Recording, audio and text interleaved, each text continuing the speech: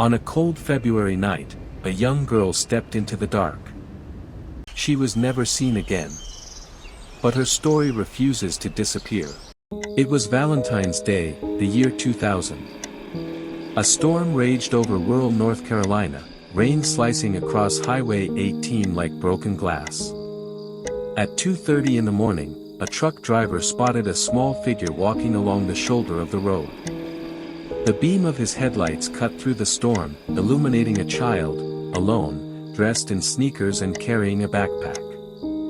Another driver saw her minutes later, trudging northbound, drenched by the downpour but steady in her steps. And then, nothing. Asha Degree vanished into the dark, as if the rain itself swallowed her whole. Her story became one of America's most haunting mysteries. Because what could compel a 9-year-old girl to leave the safety of her home in the dead of night? And how could she disappear without a single trace? Asha Degree was born in 1990 in the small town of Shelby, North Carolina. Her parents, Harold and Aquila, raised her and her brother O'Brien in a modest household where routine and discipline were valued. The Degrees were a close family, anchored by faith and community. Church on Sundays, school during the week, basketball practices and homework filling the afternoons. It wasn't a life of luxury, but it was stable, grounded in love and rules that promised safety. Asha was known as a shy, respectful girl. Teachers described her as bright, obedient, and reserved. She wasn't the type to seek attention. Her pleasures were simple: reading, playing with friends, drawing pictures. She loved basketball, though she wasn't the star player. In many ways, she was the kind of child who seemed least likely to simply walk away from home. Which is exactly why her disappearance would later baffle investigators and devastate her community. On February 11th, just 3 days before Valentine's Day, Asha's basketball team had a game. They lost, a tough defeat that hit her harder than anyone expected. She fouled out, sat on the bench, tears welling in her eyes as the opposing team celebrated. Her coach and teammates later said she was upset, but no one imagined the weight she carried inside. For a child of 9, even small setbacks can feel enormous. And yet, no one thought it was more than a fleeting disappointment. After all, Asha was disciplined, taught to shake off difficulties and move on. But sometimes the smallest crack in a child's world can widen into something unexplainable. February 13, 2000, Asha spent the day at church with her family, then at her aunt's house. She and her brother returned home in the evening. Her mother tucked her into bed around 8:30 p.m. The storm rolled in not long after. Winds rattled the windows, rain lashed against the roof, and power flickered in parts of the neighborhood. At 12:30 a.m., Harold checked on the kids after coming home from work. Both were sound asleep. 2 hours later, at 2:30, he peeked again into their room. O'Brien was asleep.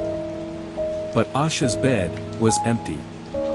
At first, panic hadn't set in. Her parents searched the house, then the yard, then the street outside. They thought maybe she had gone to a relative's home nearby, or perhaps she was hiding after a nightmare. But she wasn't in the house. She wasn't outside. She wasn't anywhere familiar. By 6:30 a.m., her parents called police. What began as a parent's worst fear quickly became the community's collective nightmare. As investigators began searching, calls trickled in. Truck drivers and motorists reported seeing a young girl walking along Highway 18 between 3:30 and 4 a.m.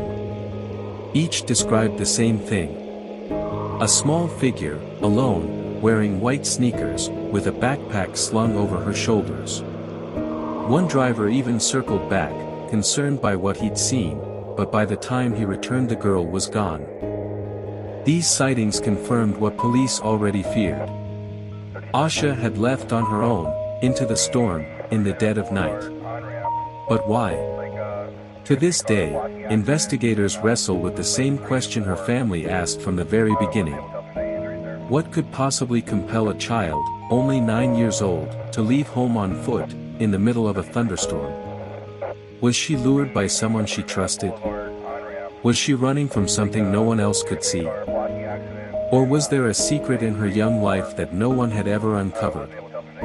Her parents believed she wasn't the type to run away. And yet, the evidence, witnesses, her missing belongings, suggested she had walked out willingly.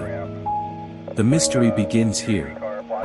A girl who left everything familiar behind and stepped into the unknown. By sunrise on February 14th, law enforcement and neighbors spread across the Shelby community, combing fields, woods, and roadside ditches.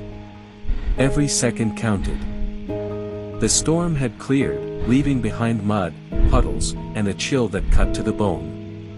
Deputies traced the route where motorists had seen Asha only hours earlier.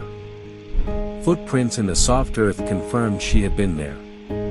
But they led nowhere, disappearing into the wet grass, swallowed by the night.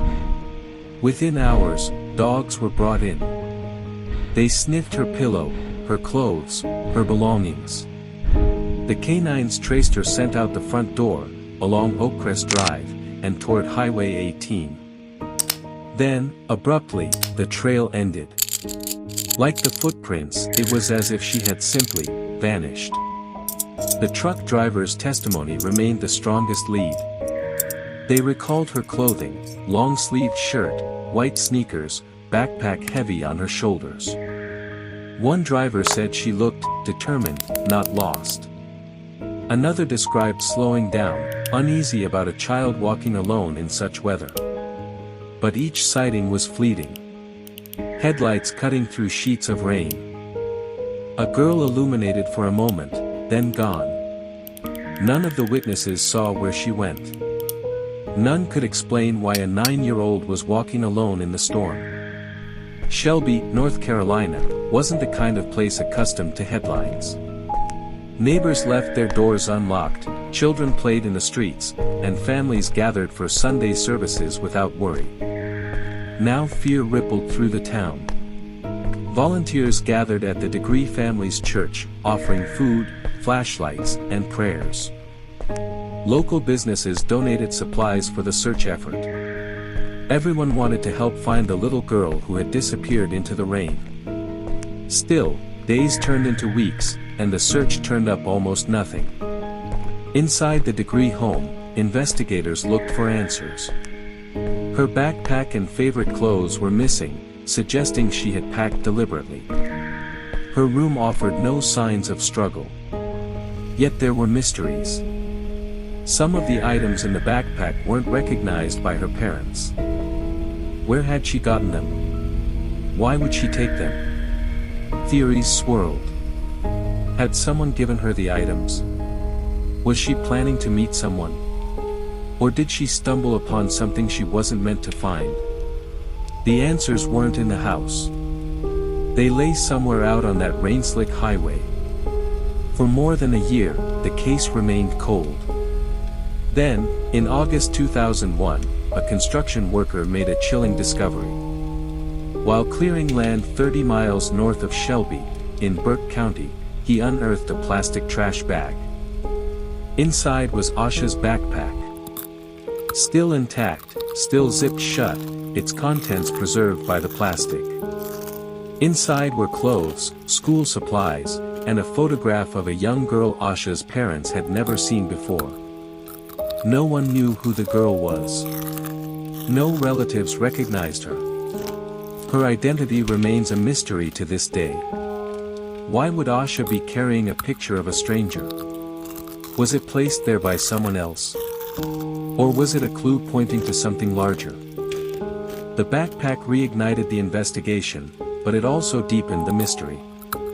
The FBI joined the case, combing through tips and interviewing potential witnesses. Rumors spread: a green car seen circling the neighborhood, strange phone calls before the disappearance, whispers of predators who lurked in the shadows.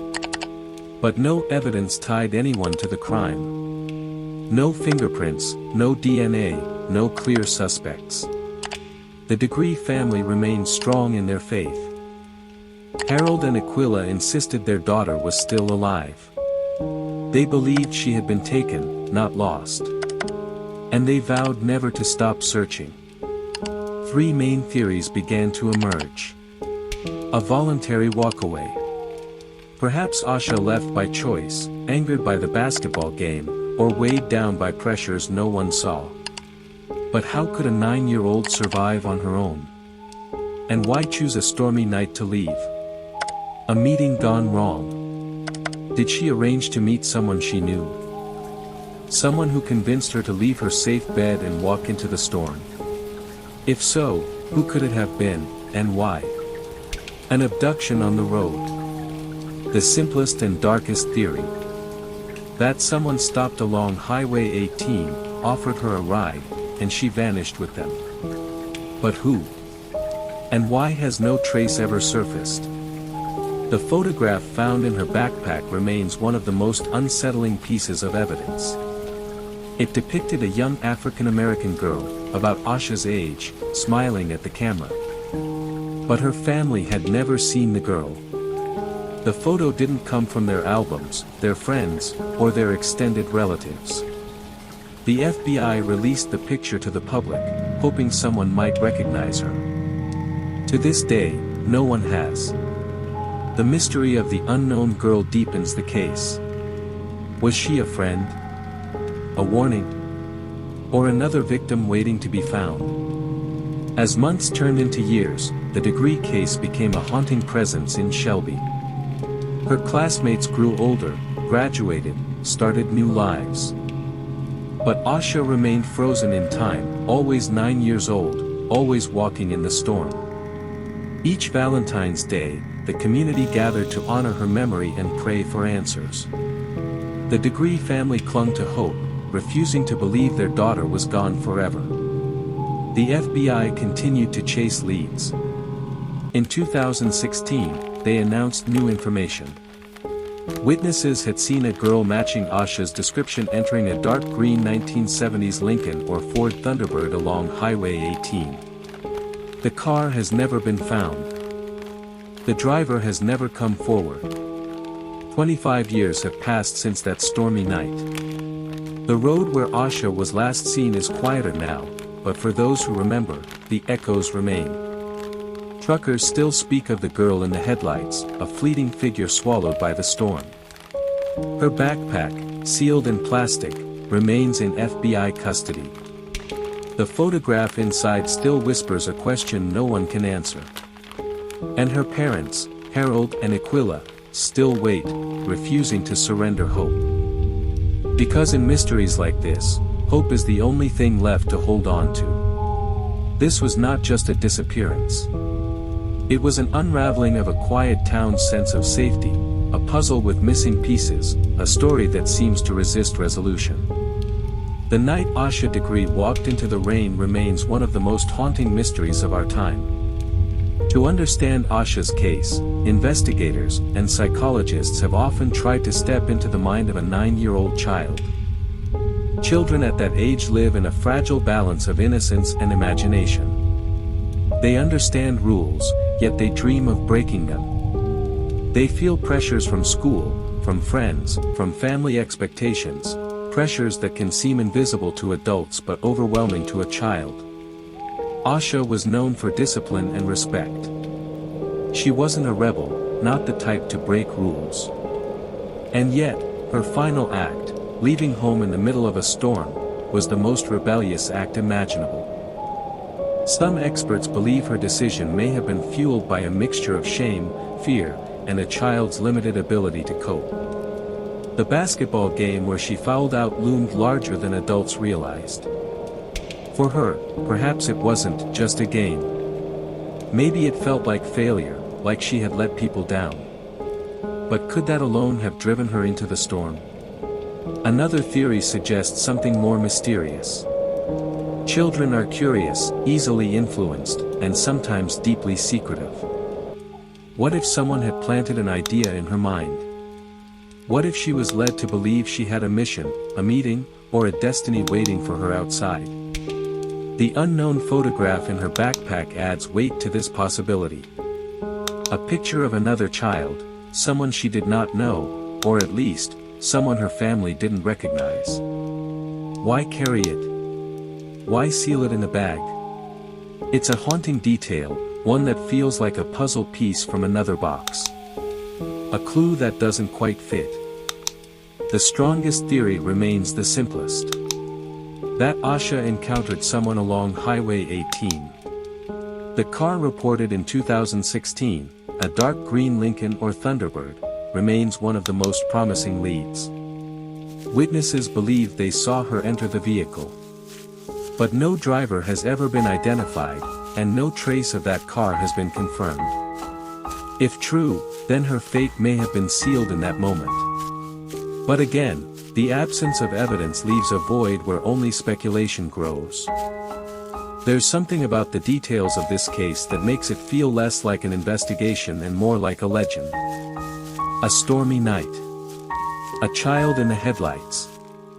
A backpack hidden in the woods, sealed away as if meant to be found later. And a photograph of a stranger, a ghost in paper form, staring back with a smile no one can explain. Stories like this echo with symbolism. The storm as chaos. The highway as a path into the unknown. The backpack as a vessel of secrets. The photograph as an unanswered question. Whether intentional or not, these details turn Asha's disappearance into something larger than a single tragedy. It becomes a story of mystery itself, a parable of the unknown. Through it all, Harold and Asha Degree have carried their grief with dignity. They have spoken in interviews with voices steady but hearts heavy. They insist their daughter is alive, somewhere.